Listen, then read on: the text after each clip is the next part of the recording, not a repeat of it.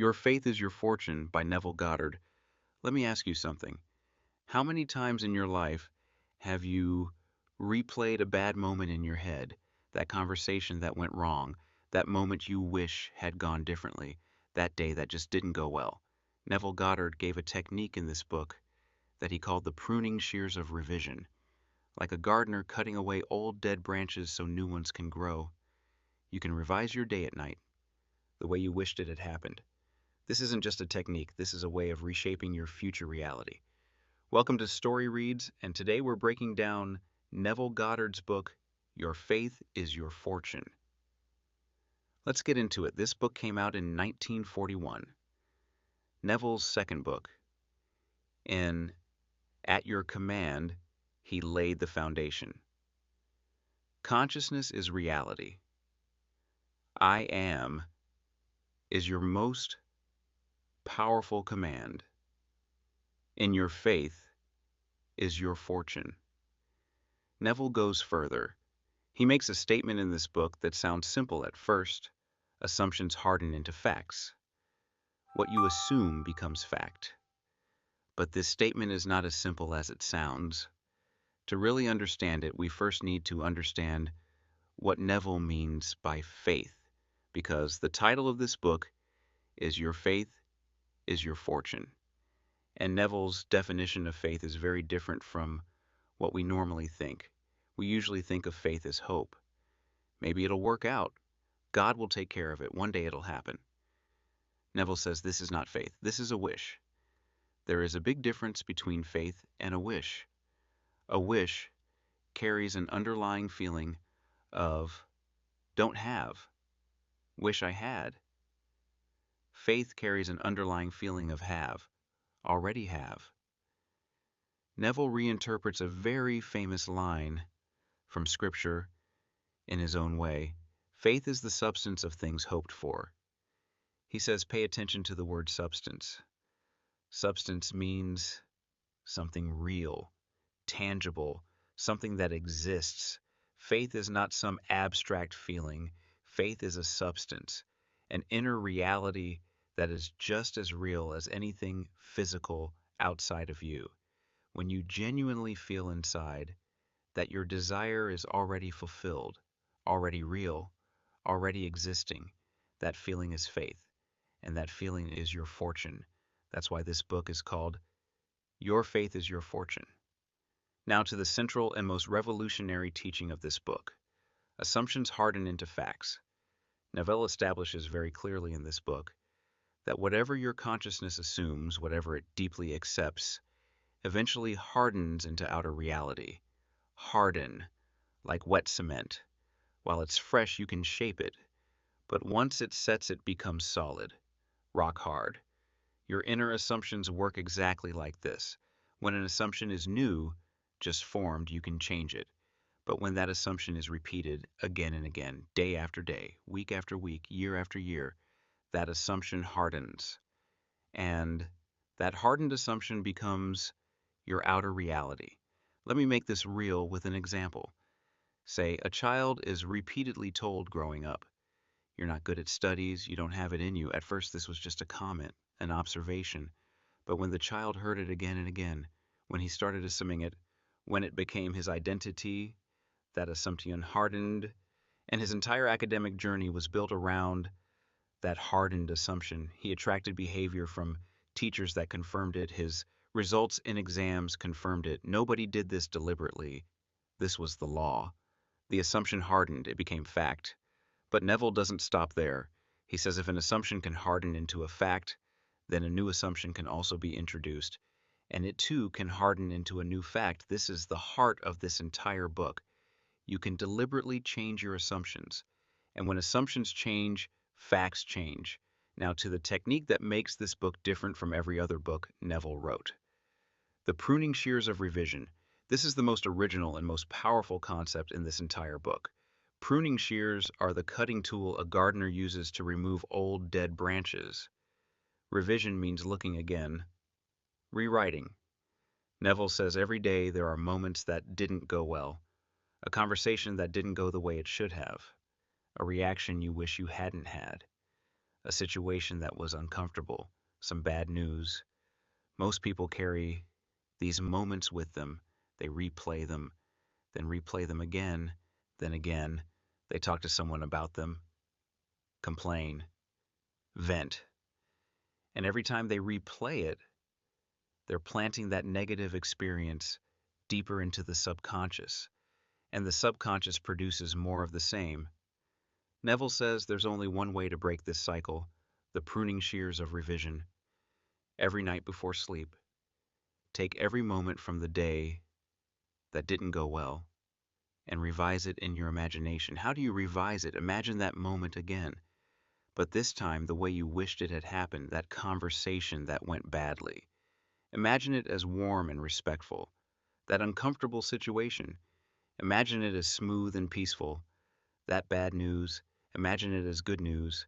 But here's something very important. This isn't just mentally picturing it, this is feeling the revised version as if it actually happened that way. Neville says when you genuinely revise an event with feeling, two things happen.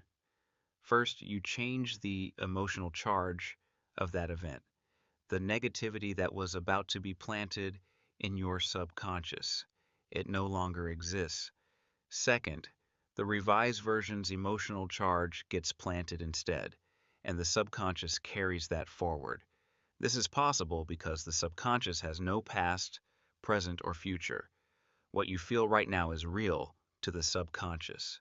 So when you revise an event tonight and genuinely experience it with feeling, the subconscious records that revised version and carries it forward, shaping the future.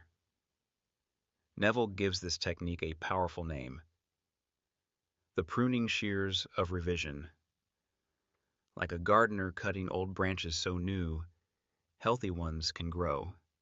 You too can cut away the old, negative experiences of your day and make room for new, positive ones. This is the most important practical teaching in this book, but Neville doesn't stop there. He adds another very important dimension. He says, revision isn't just for today. Revision is also for old memories. There are moments in your past that still affect you. An old failure, an old rejection, an old trauma. Those memories are still in your subconscious, still carry their emotional charge, still affecting your present reality. Neville says, revise those too. Imagine them the way you wish they had happened. Feel that they happened differently, not to change the past, but to change the emotional charge of those old memories. And when that emotional charge changes, its impact on your present changes too. This concept is revolutionary, and it is specifically in Your Faith is Your Fortune. Now, another teaching that is very specifically explored in this book. Neville completely reinterprets a very famous biblical statement: walk by faith, not by sight. We usually understand this as have faith even if you can't see it. Don't need to see, just believe. Neville says the practical meaning is far more specific. Walk by faith, not by sight means don't accept what you say outside as your ultimate reality. What is within you, in your consciousness, what you feel, that is your true reality. Let's understand this practically. Say there's not much money in your bank account. Sight, what's visible outside, says you're struggling financially. If you walk by sight, you accept that scarcity as your reality. You feel according to it, and the subconscious produces more of that scarcity. But if you walk by faith, you know this outer appearance is temporary. Your inner reality, what you hold in consciousness, that is your actual reality. And you make that inner reality your present feeling. You feel abundance, regardless of what's outside, and the subconscious manifests that feeling. Neville calls this walking by faith. This isn't blind optimism. This is the practical application of the law. Now, a concept that is uniquely present in this book. Neville says the most important skill in this entire teaching is something he calls catching the mood. Let's understand this. Every desired state has a specific mood attached to it, a specific emotional tone. When a successful businessman sits in his office, What's his mood like? There's a quality of confidence, groundedness, assurance. When a deeply loved person is at home, what's their mood like? There's a feeling of warmth, security, belonging. When a healthy, energetic person wakes up in the morning, what's their mood like? There's a feeling of vitality, lightness, readiness. This mood, this emotional tone, this is the key. Neville says your job is to catch that mood, to feel that specific emotional tone within yourself, fully, genuinely, in this moment, not by thinking about it, by actually inhabiting it. This is a very practically specific technique. When you genuinely catch that mood, when that emotional tone is genuinely within you, the subconscious records it, and it creates circumstances that justify that mood. Neville shares a very important observation in this book. He says, most people do the opposite. They say, when circumstances get better, then I'll have a good mood. When the money comes, then I'll feel relaxed. When the relationship is fixed, then I'll feel happy. When success arrives, then I'll feel confident. But this approach is exactly against the law because you're waiting for circumstances to create your mood when actually your mood creates circumstances. Neville says, mood first, circumstances follow. Catch the mood, and circumstances will follow it. Now, an interesting concept that's in this book. Neville says man is all imagination. This statement comes from William Blake, and Neville explores it extensively in this book. Man is all imagination. Man is completely imagination. This sounds poetic the first time you hear it, but Neville means it literally. He says your physical body, your circumstances, your outer life, all of it is an expression of imagination. Imagination is not a faculty you have. Imagination is what you are. What's the practical implication of this? It means your imagination is not limited by anything outside. No circumstance, no condition, no outer limitation can confine your imagination. Your imagination is free, completely free. And whatever imagination genuinely feels becomes reality. Neville explains this in a beautiful way. He says the invisible world is more real than the visible world. We usually think the opposite. What's visible is real. What's invisible is unreal. Neville says it's the other way around. What is in your consciousness, in your imagination, what you feel, that is the cause. What appears outside, that is the effect. The cause is more real than the effect. The root is more real than the fruit. So the invisible inner world, this is what's more real. And when you deliberately shape that invisible inner world, the visible outer world automatically reflects it. Now, a concept that's very specifically explored in your faith is your fortune. Neville talks in this book about a chapter called Whom Do You Seek? Who are you seeking? In Scripture, when Mary Magdalene was at the empty tomb after Easter, she was asked, whom seekest thou? Neville says this question is being asked of you too. What are you seeking? But an even more important question is, where are you seeking it? Neville says, most people look for what they want outside.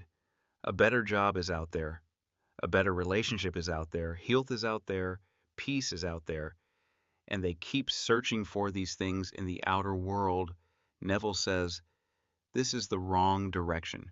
What you're seeking should first exist within you, in consciousness, in feeling, in assumption, and when it's within, it will automatically appear outside.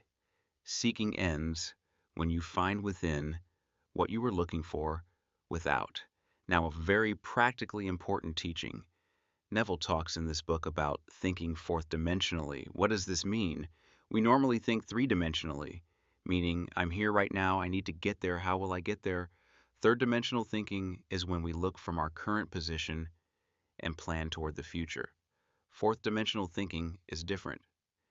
In this, you mentally move into that future state first and think from there. For example, say you want to become a successful business owner. Third dimensional thinking would be, I don't have the resources right now, no contacts, no experience. Let me plunge step by step. Fourth dimensional thinking would be, I am already that successful business owner. I have that business. From this position, How do I feel? What do I think? How do I act? And feeling that right now. Neville says when you think fourth dimensionally, your current circumstances become irrelevant because you're already in that state, in consciousness. And that state of consciousness manifests. This concept is explained very specifically and in detail in this book. Now, a concept that's beautifully present in this book. The coin of heaven. Neville says there's a coin in heaven, and this coin has two sides. One side is desire, the other side is fulfillment. These are two sides of the same coin. What's the practical meaning of this? Neville says, when a desire arises in your mind, when you want something, that desire is actually a signal. The signal is this. This fulfillment is possible. This reality already exists somewhere. No desire would exist if its fulfillment were impossible. When you want a certain job, it means that job exists somewhere. When you want a certain relationship, it means that relationship is possible. Desire and fulfillment are two sides of the same coin. You just need to flip the coin from the side of desire to the side of fulfillment. And this inner shift happens through feeling. Now, a very important and honest teaching. Neville says in this book that this teaching isn't for those who are comfortable. It's for those who genuinely want change. Because applying this teaching requires a very specific kind of courage. That courage is the courage to temporarily ignore your outer circumstances when things outside are difficult. And you need to feel something different inside. This isn't easy because our senses are very loud. They shout, look, this is real. This is the truth. This is your life. And to temporarily quiet those loud senses, to treat your inner reality as more real. This is an act of faith. According to Neville, this is real faith. It's not blindly believing. It's consciously choosing that your inner reality is more powerful than outer appearances. And living that choice with feeling, this is the core message of your faith is your fortune. Now let's go into the layer of this book that's the most unique and deeply explored. In part one, we covered the foundation, assumptions hardened into facts, the pruning shears of revision. Faith is a substance. Walk by faith, not by sight. Catching the mood. Man is all imagination. Fourth dimensional thinking. The coin of heaven. Now let's go deeper into these same concepts, strictly within what this book actually teaches. Neville explores something in this book that sounds strange the first time you hear it. There is no fiction. What does this mean? Neville says when you imagine a character, a scene, a story, it's not just in your imagination, it's real in consciousness. Neville makes a fascinating observation here. He says every great writer says the same thing. Their characters talk to them. Their characters tell them what happens next. This isn't the writer's imagination working. This is the reality of those characters. In consciousness. Neville says nothing. Imagined is unreal. What's in imagination is real. This is why imagination has such a central place in this entire teaching. Because what's in imagination is real in consciousness. And what's real in consciousness eventually manifests in the outer world. The practical implication of there is no fiction is significant. It means when you imagine your desired reality, when you feel it, that imagination isn't just a mental exercise, it's an actual creation. In that moment, you are creating that reality in consciousness. And what's created in consciousness manifests in the physical world. This is why Neville says, take imagination seriously. Imagination is your most powerful creative tool. Actually, imagination is you. Now let's go deeper into the pruning shears of revision. In part one, we covered the basic technique. Revise your day every night. But Neville goes much further than this in this book. He says, revision should become a habit, a daily spiritual practice, every single day, without exception. But here's a very important nuance. Neville says revision isn't just for turning bad things into good ones. Revision is part of a bigger principle. That principle is Your present outer reality is the result of your past inner states. What's outside today is the result of inner feelings from yesterday or last week or last month or last year. So, if you're unhappy with today's outer reality, don't try to change it directly. Change your inner states. Revision is the tool through which you can undo the negative effects of past inner states and, at the same time, plant new positive inner states. Neville gives a very specific instruction. He says, when you revise, treat the revised version as final, as complete. Not, I hope this happens. But this already happened. This is the truth of what occurred. This distinction is very important because when you treat the revised version as final, genuinely, completely, the subconscious records it with that same finality and carries it forward. Neville gives an example in this book. A man met someone. The conversation became awkward and uncomfortable. A tension arose between them. If that man keeps replaying that conversation at night, worrying about it, he's planting that tension deeper and deeper, and future interactions between them will reflect that same tension.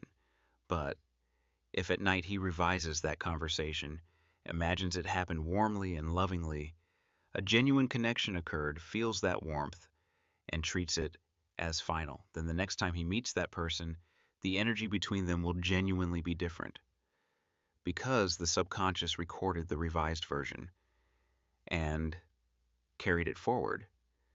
This is the real power of the pruning shears of revision. Now, a concept that's very specific to this book. All that you behold, though it appears without, it is within. This is a William Blake line, and Neville explores it extensively in this book. Whatever you see outside, it's actually within you. How is this possible? Neville explains. Your outer world, the people, the situations, the events, all of these are projections of your own consciousness. Like a projector projects an image onto a screen, the image appears on the screen.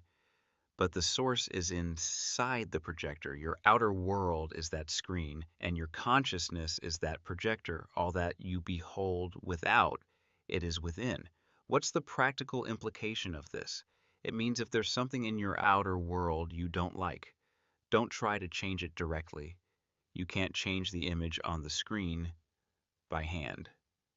Change the projector, meaning change your inner consciousness, change your assumptions, and the outer world will automatically reflect that change.